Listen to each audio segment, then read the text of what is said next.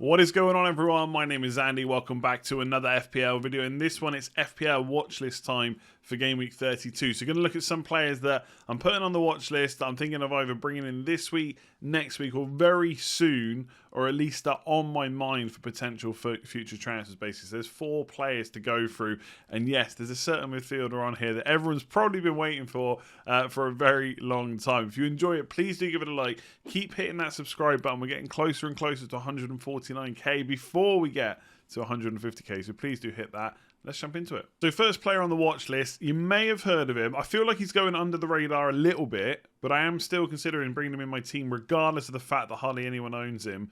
Quite a few goals, quite a few assists recently. Jesse Lingard. Now, I've just had a look there. I've got the FPL page up just in front of me.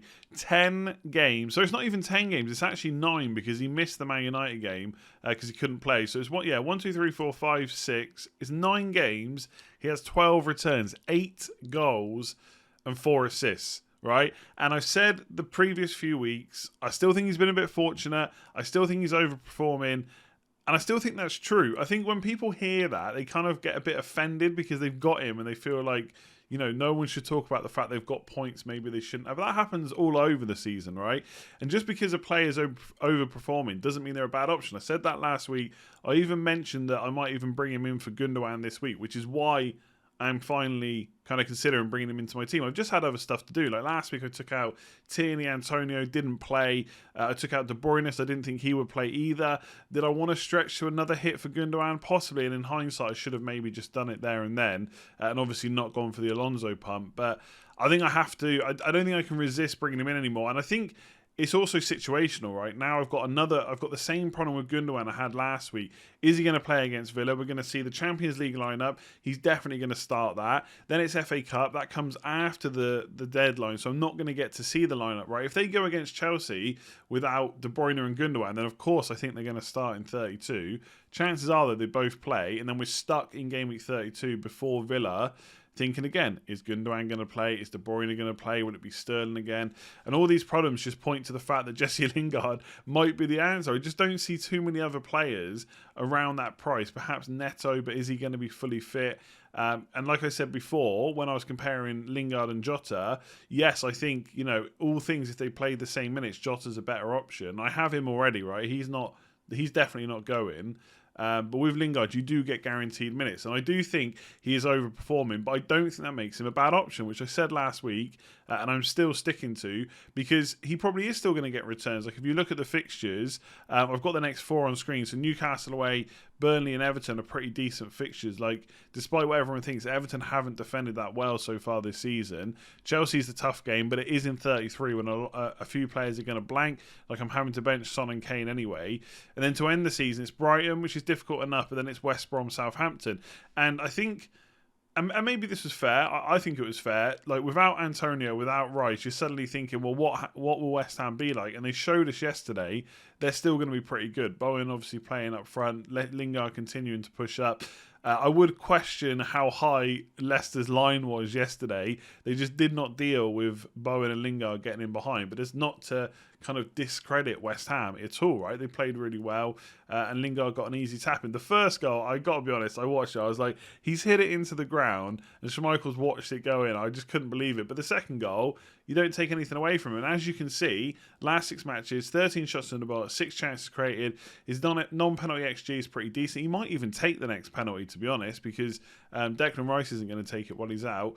And he's created a few chances as well. His expected assist is quite low, but that's to be expected, really. No pun intended. So yeah, I think it's not even about giving in. It's just that this feels like, for my team at least, potentially the right time. Obviously, yes, in hindsight, the right time to get him was, when was it? Game week 22, when he got 2 goals against Villa and then continued to just do ridiculous. So they only got 1 assist in the next 2 games. It's kind of after that. But he has been pretty consistent. And even if I think he has been a bit fortunate to get 12 returns in 9 games, I'm not sat here saying all 12 are fortunate.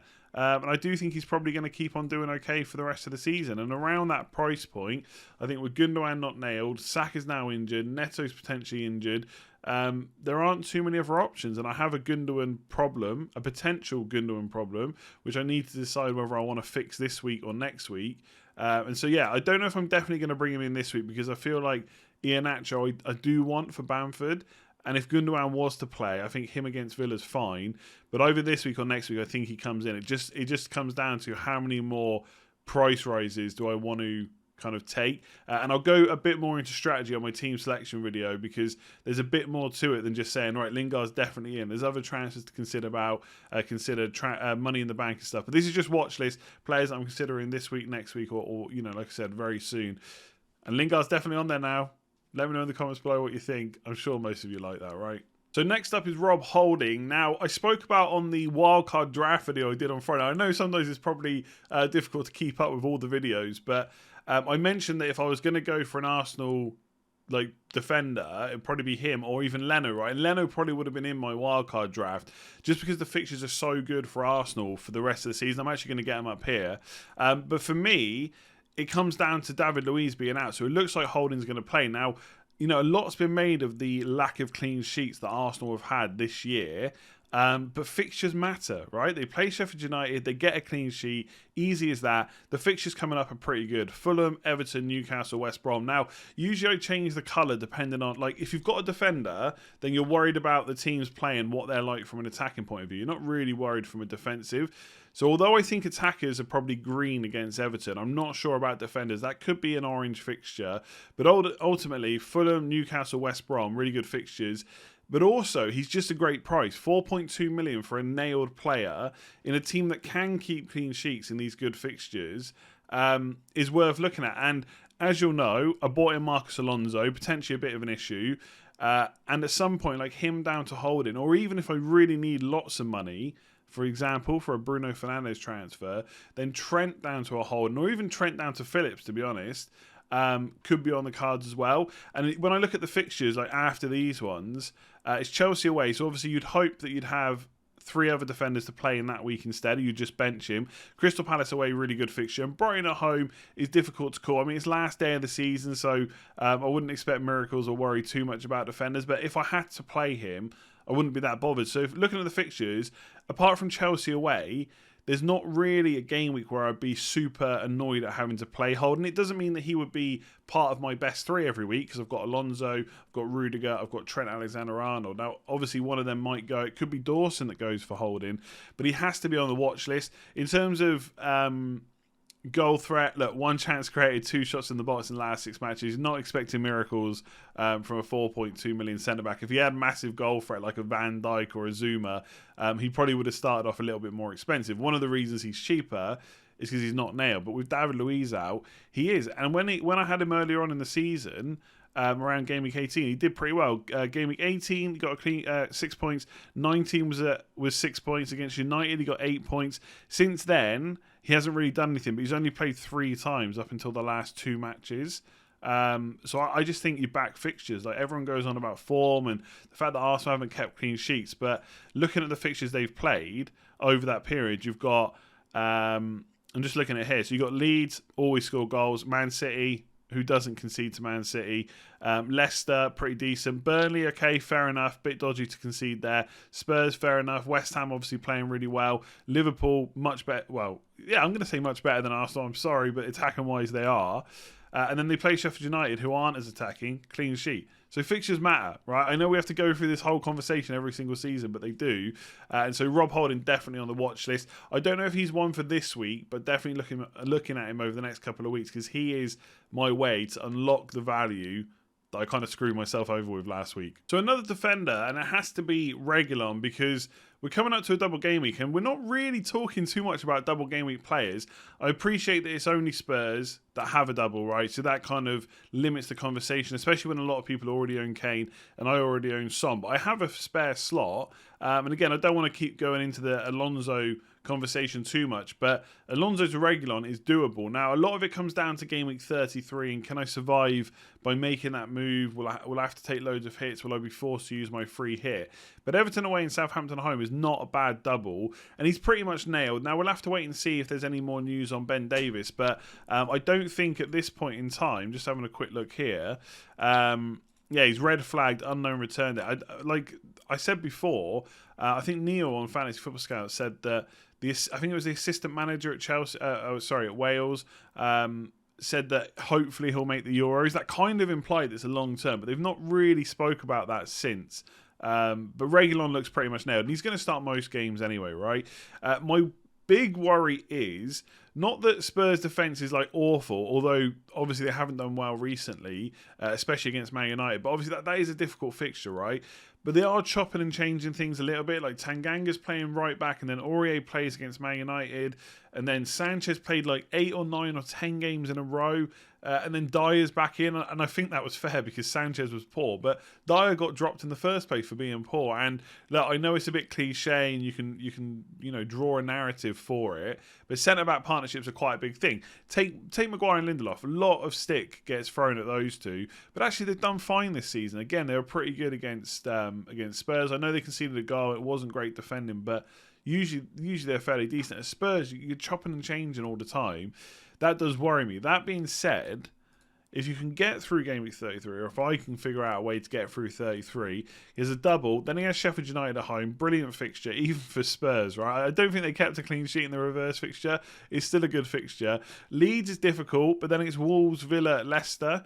And I don't think you necessarily have to play him every game. You could then look to get rid as well. So I haven't completely written him off. I will say for my team, I'm already thinking about transfers I need to make to get for Game Week 33. Do I want to add another one to the list? But I do like the fixture in 34. I think Spurs did fine to kind of nullify Leeds in the reverse fixture, and I don't see why they couldn't possibly do that again. So I don't even mind that fixture. And I think Wolves at home is perfectly fine too. Villa at home in 37 gets a bit trickier because it's going to depend on whether Grealish is back, and I'm sure he will be by then, but we never know. And obviously I'm thinking quite long term. We do have more transfers to come for the rest of the season. If you bring Reguilon in now, you don't necessarily have to keep him for the rest of the season. So I'm not necessarily put off what's just happened for Spurs, but I am a little bit worried about the amount of kind of chopping and changing that's going on in that centre-back position. And obviously how good is morale right now at the club, we don't know. I saw the interview with Son after the game, just didn't sound happy at all. But then who would sound happy after losing 3-1, right? So I don't want to completely write Spurs off. But obviously, it's double game week. I've got to at least consider them. So last up, we've got Jarrod Bowen. Now, this isn't me trying like everything I can not to buy Lingard. It just hasn't been the case the whole way.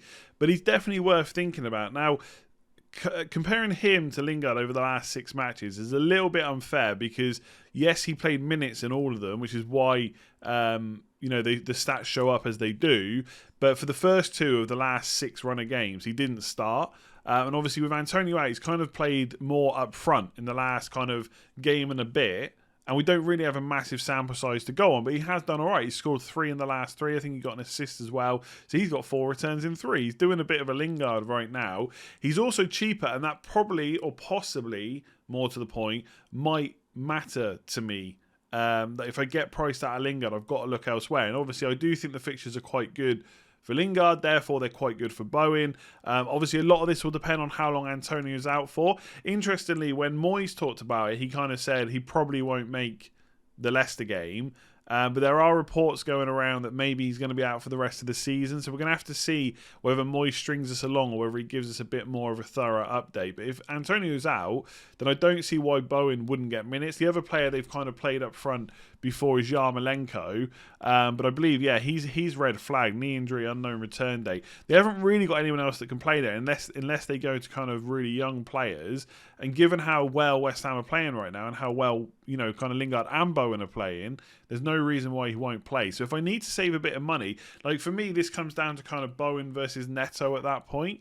And with the fixtures and the way West Ham are playing. And obviously one thing I didn't talk about when I talked about Lingard is they are going for top 4. Now, I don't know how much, that kind of, obviously that motivates a player. How much that then translates into them actually performing well, you can't really track those kind of things, but it is a massive incentive. Imagine for these players, there's no way they would have thought about playing Champions League.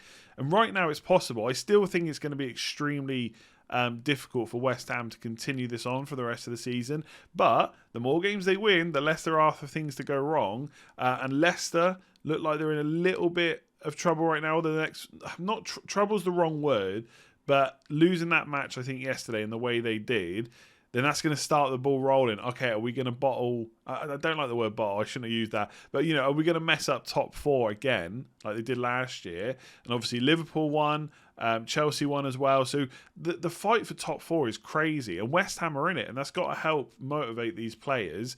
And maybe that does help them. So, Bowen versus Lingard, I think the way it's going right now, you probably just get Lingard. He's more likely to be on penalties as well, unless Moyes says something about Bowen taking them.